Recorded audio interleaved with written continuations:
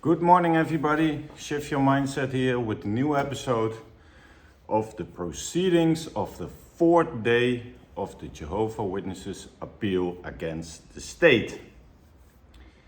And this day, the fourth day, is still that Jehovah Witnesses are giving their testimony before court. 8 persons giving evidence today, including a professor and a branch representative. So let's go and find out what today's surprises are. Witness 1 is Solveig Thorpe, Miss Thorpe. Her testimony covers her and her family's experience with Jehovah Witnesses, including her interest, disfellowshipping, and of course her return. Her mother's Bible study led to family opposition, so they already want the drama and the emotional feeling of it to be heard by the court. She was baptized at 15, but she was disfellowshipped at 22 years old. She doesn't want to be a JW anymore. She didn't decide that she didn't want to be JW. She decided to leave her husband and get together with a colleague. Nice testimony. She said she found disfellowshipping difficult, but she returned for spiritual and social support. Underneath, you already feel that she returned for spiritual and social support. So that's the main reason people return to the Jehovah Witnesses.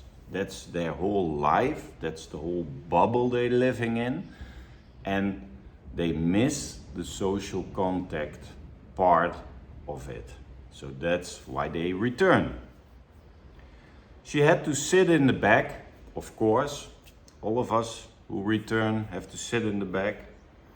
And she said elders occasionally speak with her. But of course, she supported the practice, the believing, and it was a loving arrangement. And that, guys, is the thing for today.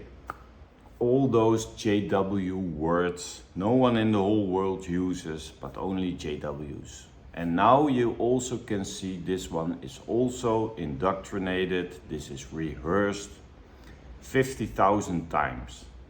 Like when you have to get on the podium on a convention, before you go to the convention and you speak on the convention, you have to rehearse things 50,000 times and they check it and they agree with it or not, you have to change things, blah, blah, blah. So all these testimonies, they smell like they are rehearsed to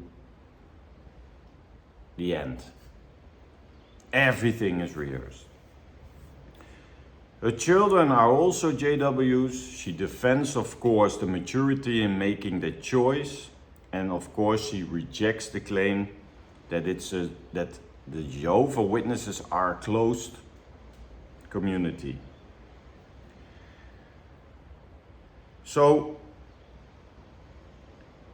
her whole testimony reflects the terminology and perspectives who are commonly used by JWs. She talked in her testimony about pleasing Jehovah. Now, we all know it's an expression only JWs use to emphasize pleasing Jehovah, how obedient they are and how loyal they are to Jehovah. Then, of course, what I said, she talked about the loving arrangement. We all know it's a description that we always find in the literature of the Watchtower, a loving arrangement. And we all know that it's a necessary form of discipline. It's also in the literature a necessary form of discipline to reconnect with Jehovah. And of course she was speaking about living a double life. And outsiders may think of this as a life of deceit or hypocrisy, but no, it's Jehovah's Witness language that someone engages in behavior contrary to their beliefs as they are still identifying as a witness. And then of course, she did the ultimate thing Jehovah's Witnesses could do. She broke down crying as she told the court that she disappointed Jehovah. And we all know that this is a strong and a very emotional doctrinal theme within the Jehovah's Witnesses. And she used the term biblical arrangement, also something only Jehovah's Witnesses use. And biblical arrangement, that's their way to justify the practice of shunning. We all know where it's coming from. It's coming from the literature from the Jehovah's Witnesses. And my main concern is that when you summarize this witness, Miss Thorpe, she genuinely believes her statements. The language she uses, the reasoning she's using, it's aligning so closely with Jehovah's Witness teachings that you see how much the indoctrination is present with this lady. It's a testimony. What makes it difficult to separate her personal feelings from the doctrinal framework, what's imposed on her. So they can't separate things. It's just mixed in one thing, and that's the JW religion. The second one is Miss Helland. She's only 20 years old. Understand, she was raised as a Jehovah's Witness in a stable environment. Her mother passed away when she was young. She moved to Oslo after her father remarried. She says she had many friends outside of the JW community. Okay, she didn't feel pressured by her parents about attending meetings or preaching. So what she wants to establish is a view on the Jehovah's Witnesses that it's okay to have friends outside the religion, and that you don't feel pressure at all from anybody, even from your parents, that you have to attend meetings. You're completely free in it. There's no pressure on you to attend meetings and all that other stuff. We all know it's different, because when I skipped a meeting, my parents weren't in my congregation, but otherwise they would have called me. But they didn't call me, but other brothers and sisters in my congregation called me. Hey Sven, where are you? Is everything okay? They came to my house, they rang on my doorbell, and I felt the pressure from the congregation for sure. She was baptized at 18, so they don't pick someone who's baptized at 6 or 7 years old like the governing body members brag about, but 18. She doesn't feel fear of exclusion. She understands it as a purpose in encouraging her to stay in faith. However, in the testimony, she shared that a friend of hers who's no longer a Jehovah's Witness faced pressure to celebrate Christmas and a birthday, even though she didn't want to join in on those things. So they twisting it around that she had a friend who wasn't a Jehovah's Witness anymore, but that friend felt pressured to celebrate Christmas or their birthday. I never heard a story about an ex-JW who felt pressured to celebrate something, but okay. So she clarified that she has never been expelled from the congregation. So what are you doing on the stand? She described her typical week: attend meetings twice a week, spend time with your family, and preaching and family study. Okay, you're busy with your religion, so what? And she explained that when dealing with someone who is disfellowshipped, social contact is limited, again, limited, and spiritual contact is broken, but they are still welcome to attend meetings. So we now see someone also who say social contact is limited, spiritual contact is broken, but they still welcome to attend meetings. So this testimony is not in the favor of Watchtower, because she honestly say that spiritual contact is broken and they are still welcome to attend meetings. But she doesn't say we still hang out with each other. The third one is Miss Sawyer.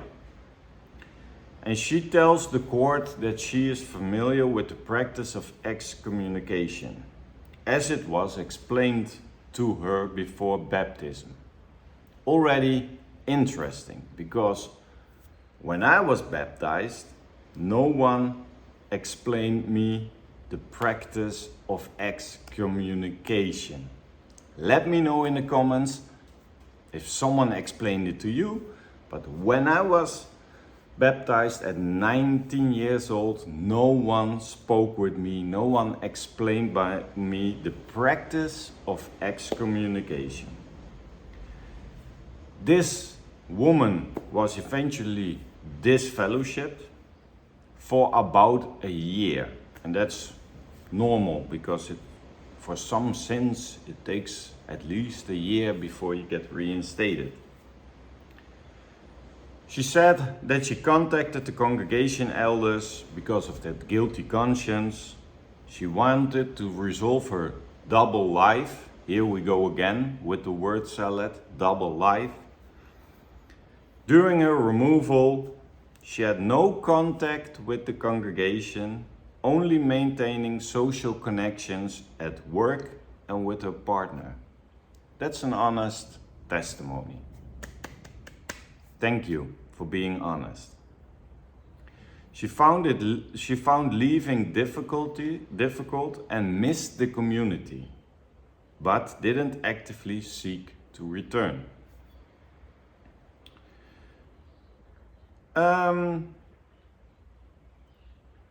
She broke up with her partner and she returned to the congregation. We see that often because then you get isolated and then you miss the contacts even more. So the safe thing to do is return to the Jehovah's Witnesses. She was reflecting in her testimony on the excommunication process, and she said it's two-sided. It serves to keep the congregation pure Watchtower language again, but also providing the individual a chance to reflect on their actions. During her cross-examination, Ms. Sawyer was asked about her contact with disfellowshipped individuals, and she responded that they receive a brief greeting from her when she encounters one.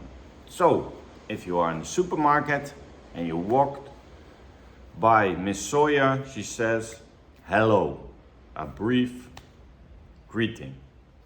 Most of the Jehovah's Witnesses don't even greet, but a brief greeting, I think, is nothing wrong with it. When she was asked about the teaching on exclusion, and that's a good one, She explained that the Bible instructs Jehovah's Witnesses to remove individuals from the congregation and avoid and even eating with them. So she is also honest, so she gets a clap from me too. She explains that the same rule applies to those who leave the faith voluntarily. So if I disassociate or if I'm being disfellowshipped, she said you get the same treatment. So she is being honest about it. That the Bible explains, and that's where the state is interested in. The state in the first opening argument said we don't interfering with your community, with your religion, on what your teachings are. We are only interested in what the Bible says, because you are following the Bible. So she confirmed that she was an unbaptized publisher and was familiar with the term bad association, which refers to individuals whose behavior is contrary to biblical teachings. And someone in the comments, thank you for that, I forgot your name, but you said it, it's the same thing about marking a person. Because when you mark a person, it's bad association, and that's a thing you don't want to have anything to do with that person, because you think that person is spiritually weak. They are still a Jehovah's Witness, and even then, when you mark someone, you stop associating with someone. Also, when you have a family barbecue or a congregational barbecue, when someone is marked, you don't invite that person because you don't want to hang out with such a person because he or she is spiritually weak. So even when we are not disfellowshipped or disassociated, there's also a thing called mark a person, being marked. You're still Jehovah's Witnesses, but the social contact is already limited. That's a good word for that, limited. When you're disfellowshipped, it's done. You're dead. No one cares about you. So the fourth witness is Bratas, 18-year-old boy, and he and his parents are Jehovah's Witnesses. He has one sister who's also a member. The other sister is not a Jehovah's Witness. They have a normal relationship with their non-Jehovah's Witness sister. Growing up, he didn't experience strict rules beyond the usual, though there were extra rules related to Jehovah's Witness teachings like drugs, tobacco, and alcohol. He was baptized less than 2 years ago, so he was baptized at 16, after a period of Bible study, of course, and discussions with elders to ensure he understood his faith. He didn't feel pressured to be baptized and felt free to make his own choices. Again, rehearse, rehearse, rehearsed, rehearsed, rehearsed. We see that with every testimony. No pressure. Feel free to make your own choices. That's the game plan of Watchtower. That they want us to think that you are free to make your own choices and that there isn't any pressure at all. We know better. But hey.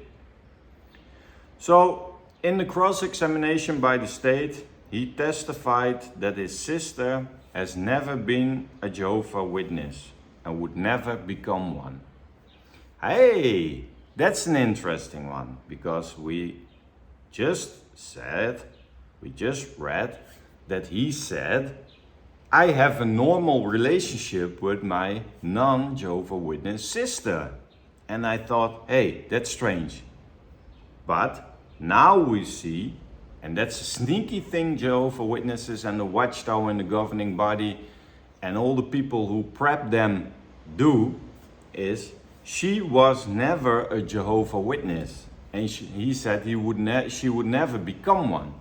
Of course, when she isn't a Jehovah's Witness or was a Jehovah's Witness, you can have a normal relationship with that person. That's also such a strange thing, because it's a worldly person and you can have contact with that worldly person if they were never been a JW.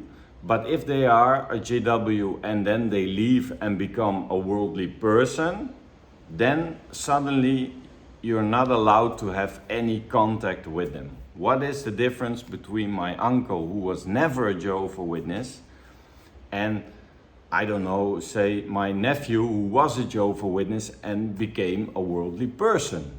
They're the same. They're two worldly individuals. And with one of them I can speak freely, and the other one I have to shun. It's crazy, people. But she was never a Jehovah's Witness. So he acknowledged that it's a possibility that he can be disfellowshipped at one day, and the impact it would have on the family relationships. But he explained that the Bible prohibits premarital sex and relationships with non-Jehovah's Witnesses, including having a girlfriend who is not a Jehovah's Witness. So when he was asked about the practice of exclusion, he confirmed that he was told to follow it. Although he said it like it was a question. So he also tried to evade the question a little bit. But bottom line is, he followed it.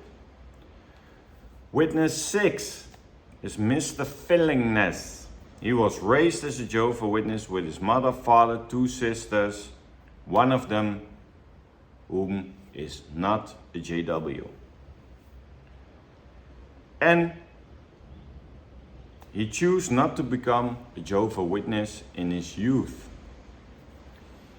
Of course, we start with the sad story again. He was using drugs, and that escalated over 10 years. That was leading to partying and mental health issues. And of course, his parents were very sad about his lifestyle, and he lived at home for some times, but his drug use continued.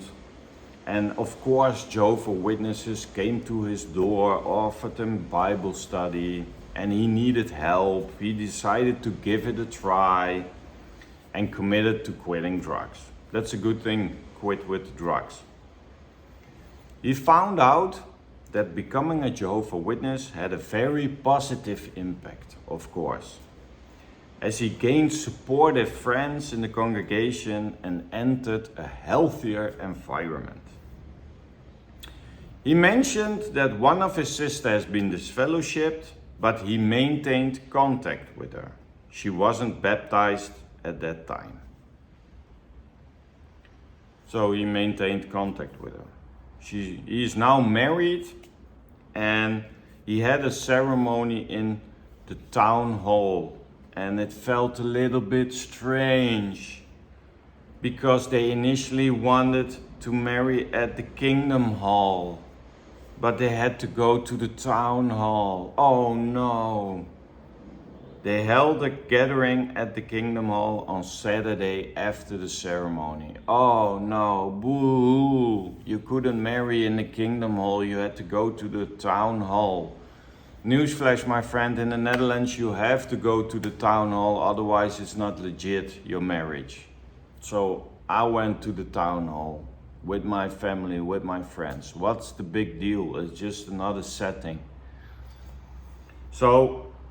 But it was so sad.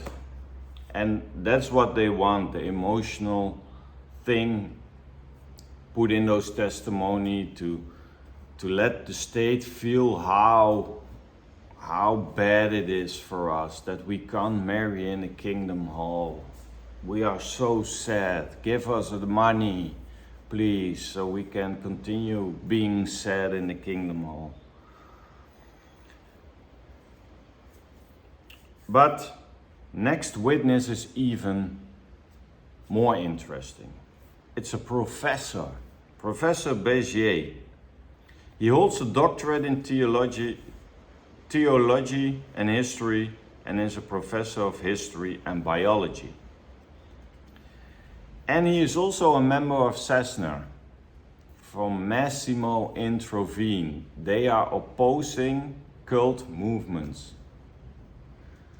So people like us who say that's a cult, they are opposing those movements, anti-cult movements. They oppose anti-cult movements. They speak for Scientology. Massimo Introvine is also the writer of Bitter Winter, also on the Jehovah's Witness website. I think those are shady people, but Watchtower uses everyone they can use to benefit their own cause. So theocratic warfare 2.0 for the Jehovah's Witnesses. They pull every string they can, they use every man or woman they can who is in their favor. So he was testifying for the Jehovah's Witnesses, and he noted that Jehovah's Witness children participate in public schools, kindergarten, and other things. They're not socially isolated in everyday life compared to children from other religious communities. So he wants to make a good impression on the Jehovah's Witnesses. When he was asked about the practice of exclusion, he explained that it's meant to encourage reflection and repentance, helping members to return to the congregation. He said that the practice has evolved since March 2024 to allow Bible study with those who have not returned yet. True, Bible study, but not social contact, no friendly thing, not drinking a beer together in a pub, Mr. Bézier. He compared exclusion to a penalty, like revoking a driver license for breaking traffic rules, and pointed out that emotional distancing occurs in many social contexts when people change groups. So, if I drive too fast here where I am, my driver license can be revoked. Yes, you are true, Mr. Bézier. But if my driver license gets revoked, I still can go into the supermarket and talk with anybody I feel like talking to. It's a different thing. I also compared it with a football team. If I leave that football team, I'm no longer a member of that football team. I don't play with them. I don't shower with them. I don't train with them for a game. But outside that football team, I can drink a beer with them in the pub. They can come to my house. They can hang out with me. We can go out together. We can book a vacation together. We can go sightseeing. We can play football in the garden. Here we can do everything outside me being not a member of that team. And if my driver license is revoked, I still can do everything on foot. So that comparison doesn't make sense at all. And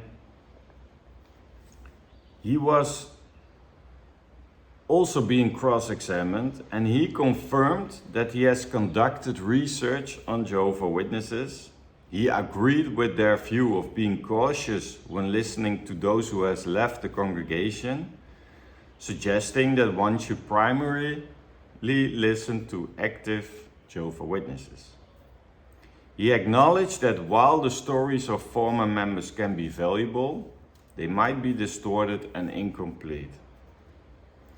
Okay. And when he was asked about the concept of shunning, he said that he was referring to removal from the congregation, not shunning. He explained that the goal of removal is to encourage individuals to return to the congregation as the intention is for those who have sinned to repent and rejoin the community. He denied that JWs practice shunning. So the professor isn't a JW, but he's denying that the Jehovah's Witnesses practice shunning. He is stating that they are more diplomatic now than in the past. While he acknowledged that some families are stricter about limiting contact with disfellowshipped individuals, he argued that this doesn't represent the practice of Jehovah's Witnesses as a whole. So he does a full 180, people. He said some families are stricter about limiting contact than other families. But it's a 180. Why? Because some families are less strict than other families about limiting contact. 99.9% of the families practice shunning. Like my father. Never heard of him again after I left. Never. But I know a few families who were less strict than the normal baseline in the Jehovah's Witnesses. I know a family who secretly meet with their disfellowship daughter in another town to eat in a restaurant, so they are not seen together by our congregations or the congregations around us.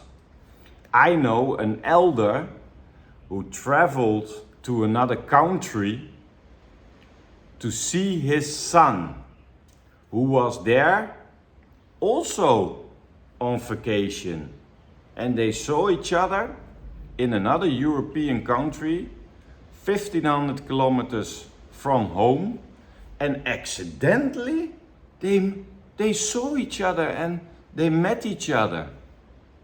But it was set up by that elder. But if someone found out about it, he could say, yeah, I was on vacation with my wife and suddenly I saw my son walking down the beach. What a coincidence. So I know about a few families. They were elder, they were ministerial servants, and they were fooling everybody because they still had contact with their daughter or their son who was disfellowshipped. They met with them in other towns, other cities, to eat together and to see what's happening in their lives. But also one of them traveled all the way to another country to meet with his disfellowshipped son. So this professor did a 180 because he said that disfellowshipping doesn't represent the practice of the JWs as a whole. He insisted that Jehovah's Witnesses no longer practice excommunication and have changed their approach, now aiming to help those who leave the faith. Yeah, only with come back to the congregation, or do you want a Bible study? But besides the religion and coming back to the religion, it's still shunning. Look at the Shepherd of the Flock book, look at all the Watchtower literature. Look everywhere where you want. We don't eat with such a person, we don't greet a person, we don't hang out with a person. We don't want to interfere with Jehovah's Holy Spirit, pulling that person back to the faith. So it's bullshit. So that professor is for me the biggest scammer of the day, people.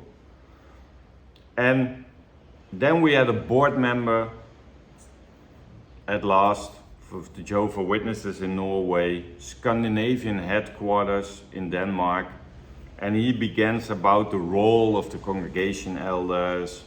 They are similar to priests, confidentiality, governing body oversees congregation. The term removed from the congregation is now used instead of excluded. And he compares their exclusion practice to social distancing from individuals who are seen as unrepentant or engaged in serious sin.